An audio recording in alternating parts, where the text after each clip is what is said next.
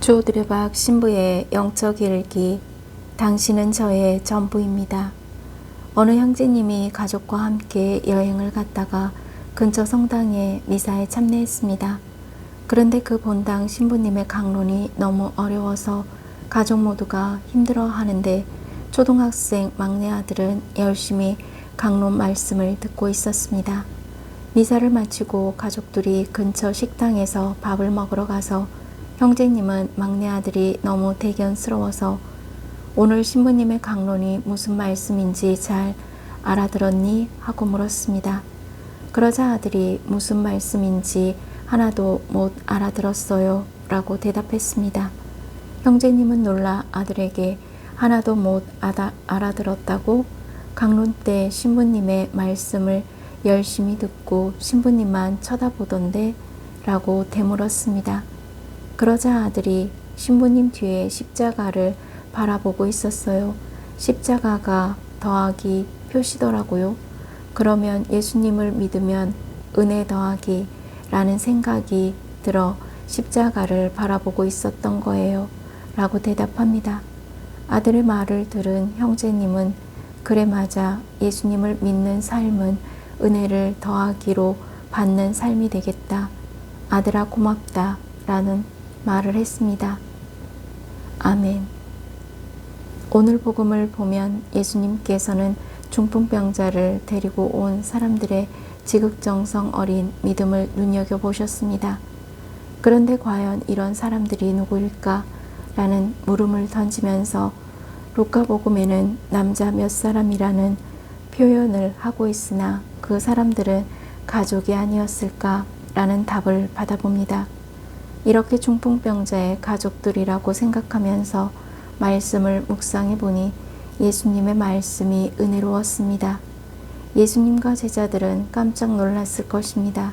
갑자기 지붕이 열리고 열린 지붕 사이로 끈에 매달린 중풍병자가 내려왔습니다. 그러나 예수님께서는 가족들의 믿음을 보시고 중풍병자에게 말씀하셨습니다. 얘야, 너는 죄를 용서받았다. 왜냐하면 가족들은 중풍병자가 반드시 낫게 될 것이라는 믿음으로 병간호해왔고 신랄 같은 희망을 품고 견디어왔기 때문입니다. 중요한 것은 가족들은 끝까지 자기의 핏줄인 중풍병자를 포기하지 않았습니다. 왜냐하면 한 영혼을 포기하지 않는 것이 하느님의 뜻이기 때문입니다. 그것이 바로 하느님께서 가장 기뻐하실 일이기 때문입니다. 그렇다면 만일 걸림돌로 생각했던 중풍병자라는 사람이 없었다면 그 가족들은 그렇게 힘들게 예수님을 만나려고 했을까요? 결국엔 사실 가족들의 걸림돌이었던 중풍병자의 중풍이 가족들을 예수님께로 인도하고 행복하게 만든 축복의 디딤돌이 된 것입니다. 짧은 인생을 살아가면서 가장 보람된 일은 믿음과 희망으로 한 영혼을 구원하는 것이 사랑의 열매를 맺는 일이라는 것을 말입니다. 이런 일은 일찍이 본 적이 없다. 아멘. 사랑하는 고우님들, 언젠가 사제로서 살아가면서 걸림돌이 생겼고 또 그 걸림돌로 인해 좀 힘든 일을 겪을 때 하느님의 말씀을 마음에 되새기며 더 열심히 살아가면서 견딘 적이 있었습니다. 그때 할머니 신자분이 저에게 이런 말씀을 하셨습니다. 신부님 덕분에 나는 행복합니다. 그 할머니의 말씀이 큰 힘이 되고 위로가 된 적이 있습니다. 지금 고우님들의 삶의 걸림돌은 무엇일까요? 그 걸림돌을 믿음의 눈으로, 희망의 눈으로 다시 한번 바라보고 기도하면서 사랑의 열매를 맺으셨으면 좋겠습니다.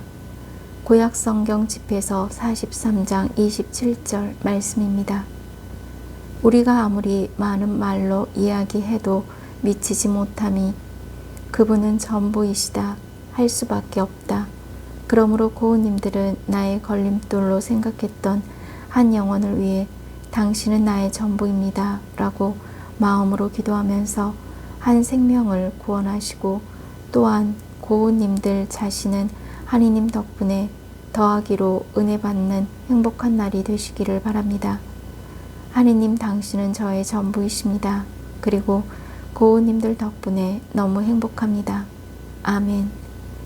저둘의 박사제는 하느님 당신은 저의 전부이십니다. 라고 고백하면서 몸과 마음이 아픈 고우님들과 아픈 이들을 돌보는 고우님들 그리고 고우님들의 자녀에게 주님의 치유와 회복의 은총이 임하시기를 기도합니다. 아멘. 영적 일기를 마무리하면서 나에게 걸림돌이 있다면 때론 피곤하고 힘들겠지만 그 걸림돌이 다시 주님 앞에 나아가 무릎을 꿇고 기쁨을 주고 디딤돌이기에 고우님들은 걸림돌이 되는 한 영혼을 위해 당신은 저의 전부입니다. 라는 마음으로 기도하면서 치유와 회복의 은총을 누리시기를 주님의 이름으로 강복합니다. 아멘.